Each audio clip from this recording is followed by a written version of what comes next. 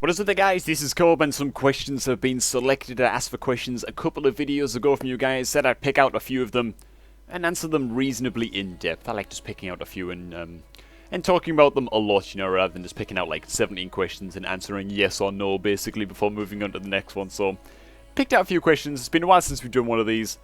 So let's get started with Mr. Nicky Koivisto. Nicky Koivisto, I think I might be pronouncing that.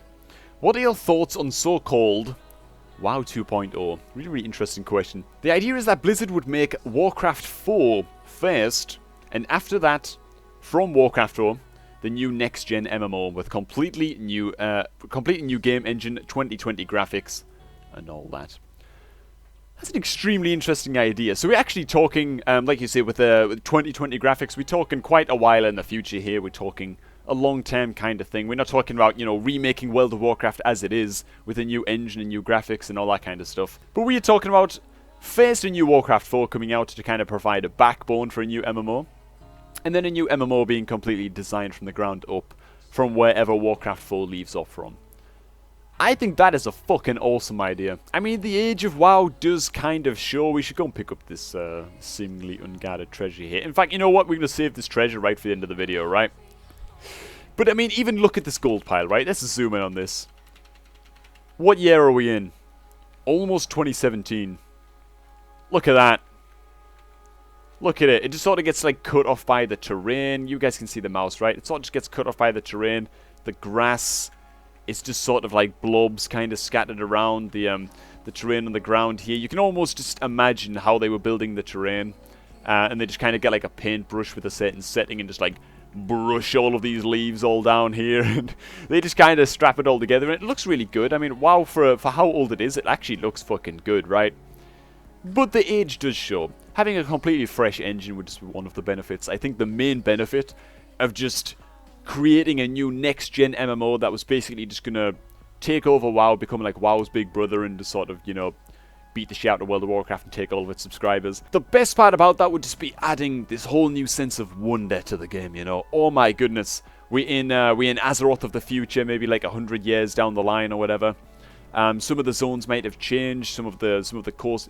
We'll have like settlements that are just ruins now in the game. It would just be a whole new fucking sick experience. It'd be really interesting to see what they could do with things like the combat, like tab targeting systems, and honestly, even like spells just lined up along an action bar and things like that, and like a global cooldown system. Even those feel very fucking dated to me now. They feel very, very dated. Maybe I'm the only one. I've been playing this game for a long time. What about things like fucking spells that you actually have to aim? Melee attacks that are similar to hack and slash for DPS rotations. Things like that. That doesn't sound that fun to most people. I know hack and slash has got kind of like a brain dead ring to it. But you know what I'm saying? You have to actually like hit certain keys. You can unlock ability combinations, things like that. There's just so many things that they could do if they were to completely reinvent the game from a whole new platform, you know, building off Warcraft 4. I think that would just be fucking so sick. And I hope that that does actually come to happen one day, because it's just an amazing idea. Awesome. Next up, Ruben Jacob asks, Cobb, haven't been around for long, so maybe I missed this. In the videos, maybe I missed this in the videos, but what is up with your crazy keybinds? Okay, so, as you can see, we're actually just in-game right now. I'm just going to talk through my keybinds a little bit. Let me just check that. Okay, the mouse cursor is indeed showing. Let me just show my keybinds really fast. Okay, so we basically use the right-hand side of the keyboard. You can see here, look at this one, we've got like the numpad keybinds here. We got like page down, we got some of the fucking square brackets and stuff going on there as well. I'll just show my hand like as I'm running around a little bit. This is just the way I learned to play it. I don't feel like it's ever really held me back that much. I sort of get by in every game by just playing like this. Can I like turn the camera like this way? That's sort of a view, right? You guys can sort of see it. Like that's the spacebar right there, so that's like jumping. Move around like that. This is like too horrible to watch, I don't know. Move around like that. Jump like that. Like with my fucking pinky finger over here, you know. Left and right, as you can see. This is my dimensional rifts. This is incinerate. This is immolate. This is conflag. That is chaos bolt. Then we got like coil over here, rather. Havoc there. Fear there. Fell under there. That's just how we do it, man. Oh, we also use the mouse right here. We got the mouse right here. To set focus target, let me just summon pet, which is actually right there. Focus target is here. On my mouse. So if I want to focus my imp, I just mouse over my imp real quick. I also use nameplates for this as well. That's why I always have nameplates showing on enemies.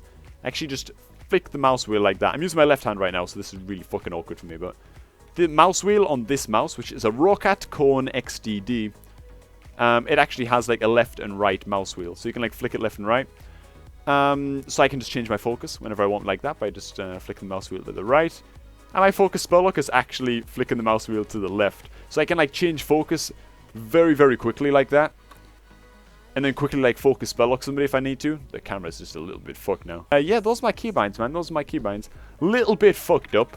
But they do me just fine, you know. They do me just fine. I kind of get by with them. Oh, I also use action bar swapping as well, which for me is shift and up arrow near the numpad. See the keybind swapping down there? So yeah, that's it. I've always got by with them. That's how I learned how to do it, all the way back in the Burning Crusade. And it's just sort of stuck. I don't know what else to tell you, man. I know it looks dreadful, I know. But it is what it is. Next up, we have Reyes Grimori. And he asks, how do I talk to a girl? How do I talk to a girl? Right. I don't have a huge amount of experience with this. I'm not some kind of fucking date meister or, you know, cold approach god or whatever. I mean, I'm not at all. I wouldn't know what the fuck to do. But I do know that what actually helps is just being comfortable in your own skin. Realizing that a girl is just a human. Girls are just human beings, man. Girls are just human beings. I think that, honestly, the real thing to work on is not be like, oh, I need to get better at talking to girls. It's just being comfortable in yourself. That's all it is, man. That's all it is. You always hear all the time, right? Oh, girls like a confident guy. Girls like a guy that can make them laugh and all this. Okay, well, that's lovely, but you can't just, like, pretend to be fucking confident forever. If you want to go and, like, talk to a girl and try and chat a girl up, you know? Try and get a number or whatever. You just gotta naturally be confident in yourself. Like, it's a lot more about just working on yourself. You know what I'm saying? Like, I was never much fucking into girls that much. I just didn't really give much of a damn, like going through school and going through college and stuff like that. I was always shy of girls. I was always a very, very shy kid, you know, growing up. Shy teenager. And all the rest of it. And it wasn't until I was like 17, 18, where I just decided that I just didn't care about getting a relationship. I was fine to just do my writing, nerd out with my writing. I always enjoy writing. I still enjoy writing. With my games, work on my YouTube channel, do my own I had my own goals. I had my own things that I just wanted to work towards, and I just didn't really give a damn. And oddly enough, it wasn't until I just stopped giving a damn about it, stopped giving a fuck about it, and just started working on my own projects and working, you know, working on the YouTube channel and working on, you know, my writing and just doing my own thing. And having purpose in my life, right? That I didn't have to go talk to girls. They started to come to talk to me. That was the weird bit, right? They started to come to talk to me. And I don't know whether it's true that just being confident in yourself and having your own goals and just being confident in yourself and what you're doing, having your own area of expertise and stuff like that, and just doing what you do and keeping your eyes on the prize, on your own personal goals and stuff like that. I don't know whether it does just have, some kind of magnetic effect or whatever. I know I sound like some kind of, you know, wannabe dating advice website or some shit like that, but maybe there's something to that. Maybe there's something to that because, like I say, it wasn't until I stopped giving a damn about trying to interact with other humans that I started to get good at it because I felt like I had something to say. It wasn't like, oh, I tried to force a conversation and, oh, I just didn't know what to say, the words just dried up. I just didn't instigate a conversation unless I had something to say, you know? And the more confident you are in yourself and the more personal goals you're working towards and the more you're comfortable in your own skin, the less of a shit you give about what people think about you anyway. So you just say whatever the fuck's on your mind. Some people aren't going to like you. That's life. Some people are going to think that you're cushy and they're going to get on with you just fine. And some of those people are going to just so happen to be girls, you know? They're just human beings. They're just like anybody else. That's the long and short of it. I also want to say as well, it's always been odd to me, because I've experienced this myself as well. It's always been strange to me how people give so much of a damn about what strangers think of them. Isn't it a strange phenomena that happens? Like, some people don't get that. Some people get that a lot. I used to get that quite a lot as well. I'm not saying that you do, Riot. I'm not saying that you do, Mr. Gromori. But it's always been a really, really weird thing that I've kind of observed, that you've just got to think of how few shits you give about the people who you pass by on the street. How few shits you give about your neighbours even. You don't care about anything that anybody else has going for themselves. Why do you think that other people care about you so much? You know what I'm saying? And that's not something to be sad about. Oh, people don't care about me. People don't even know that I exist. Oh, that's something to fucking rejoice in a lot of ways. Because you know what that means? No one expects anything of you, man. No one expects anything of you. Nobody knows you. No one is, no one's demanding that you behave a certain way. They just don't know who you are, and they don't care who you are, right? That means you can just be whoever the fuck you want to be. You know? You're free to just work on your own stuff, be whoever the hell you want, and like I've already said, if those strangers on the street who would normally pass you by like what you're doing, like what you've got to say, like your statuses on Facebook, I don't fucking know, then they're gonna do that, and if they don't, they're just not gonna interact with you, and it's really the long and short of it. Like, unless what you want to do is be, I don't know, the king of the fucking KKK or something, then fair enough. You might incite some negative responses there, and not too many people might want to come and like jump on that bandwagon with you. You know what I'm saying? There's certain lines that you don't want to cross. Don't fucking go killing people and stuff if that's what you want to do, and be like, oh, that is my life purpose. Calm down, alright? Just relax. There's better ways to pass the time, okay? What the fuck point am I getting at here? Oh yeah, if people like what you're doing, they're just gonna... They'll come to you for the most part. And if you like what you're doing, your self-confidence will grow. And just talking to people, including girls, you almost forget why it was so hard in the first place, to put it like that. Because, like I said, the words don't dry up. You've got stuff to say. You're your own man, alright? Don't give a shit about other people. That's bad advice. Don't take that literally, okay? Next up, Toby Gunn asks, would I rather endure an alien invasion or a zombie apocalypse? Which one do you think would be worse and why? Okay, alright. So, I picked this question not knowing what the fuck I'm gonna say. I mean, the whole anal probing side of an alien invasion. I don't know if they're done with anal probing yet. It's something that seems to have been happening for a long, long time now. Maybe they've learned all they need to learn from our anuses, and the anal probing wouldn't be too much of a problem. I think if aliens actually invaded to, like, conquer our world, it would be a matter of they just, like, change our atmosphere, or just, like, melt our fucking ozone layer and we'd all just die to, like, the sun's radiation. Or they wouldn't actually engage us in open conflict or anything, you know? We'd just sort of die without being able to do much.